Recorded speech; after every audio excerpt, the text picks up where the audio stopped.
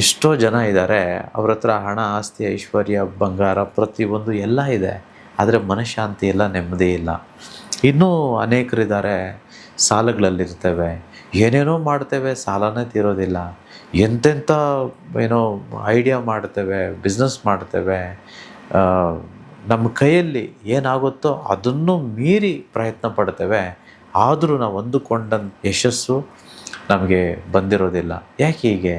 ಇದಕ್ಕೆಲ್ಲ ಕಾರಣ ಗರುಡ ಪುರಾಣದಲ್ಲಿದೆ. ಸೊ ಮುಂಬರುವ ಸ್ಪೆಷಲ್ ವರ್ಕ್ಶಾಪಲ್ಲಿ ಇನ್ನೇನು 9, 10, 11 ಆನ್ಲೈನಲ್ಲಿ ಮಾಡ್ತಿರೋಂಥ ಕಾರ್ಯಾಗಾರದಲ್ಲಿ ನಾನು ನಿಮಗೆ ಈ ಕರ್ಮಗಳಿಗೆ ಹೇಗೆ ನಾವು ವಿಮುಕ್ತಿ ತೆಗೆದುಕೊಳ್ಳೋದು, ಕರ್ಮದಿಂದ ಹೇಗೆ ಪಾರಾಗುವಂಥದ್ದು, ಅದನ್ನೆಲ್ಲ ನಾನು ನಿಮ್ಗೆ ತಿಳಿಸ್ಕೊಡ್ತೇನೆ. ಈ ಪುಸ್ತಕವನ್ನು ಯಾರು ಓದಬೇಕು, ಯಾವಾಗ ಓದಬೇಕು, ಇದರ ಪರಿಣಾಮ ಏನು ಓದೋದ್ರಿಂದ, ಇದೆಲ್ಲವನ್ನು ನಾನು ವಿಶೇಷವಾಗಿ ಸ್ಪೆಷಲ್ ವರ್ಕ್ಶಾಪಲ್ಲಿ ತಿಳಿಸ್ಕೊಡ್ತೇನೆ.